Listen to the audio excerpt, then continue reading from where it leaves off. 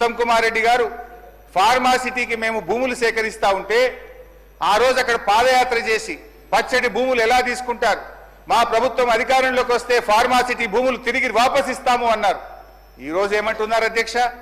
ఇంకా 14,000 లాక్కుంటాం, ఈ 16,000 ఇచ్చుడు లేదు కానీ ఇంకా 14,000 లాక్కుంటామని చెప్పి బలవంతంగా ఇలా రైతుల నుంచి భూములు సేకరించి ఆ ఫార్మాసిటీ పేరును అందంగా ఫ్యూచర్ సిటీ అని చెప్పి పెట్టి ఇవాళ తిరిగి భూములు లాక్కుంటున్నారు అధ్యక్ష.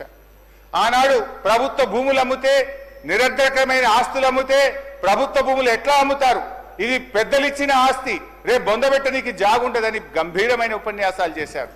ఇవాళ ఏమంటున్నారు? బరాబర్ భూములు అమ్ముతామంటున్నారు. ఇవాళ 30,000 కోట్ల రూపాయల భూములు అమ్మకానికి పెట్టినారు అధ్యక్ష. అంటే అప్పుడేమో they promised reforms, now they reform there promises. ఈ రకంగా ఉంది అధ్యక్ష.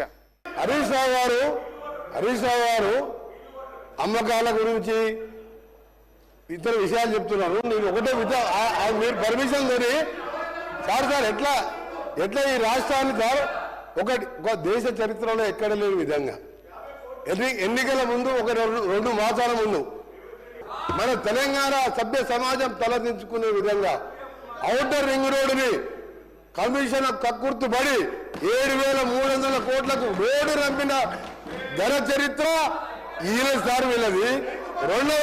ఇక భూముల అమ్మకాలు, కోకాపేట్ల యాక్షన్లు, వీళ్ళ బిరామీలు 100 కోట్ల లెక్క పెట్టిన భూముల చరిత్ర మేము చెప్తాం, ఆ రిప్లై చెప్తాం.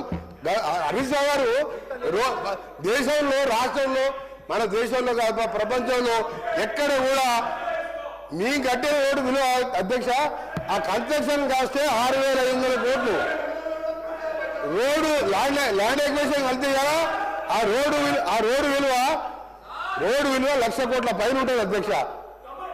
రోడ్డు నమ్ముకుంటారు అధ్యక్ష ఎవరైనా.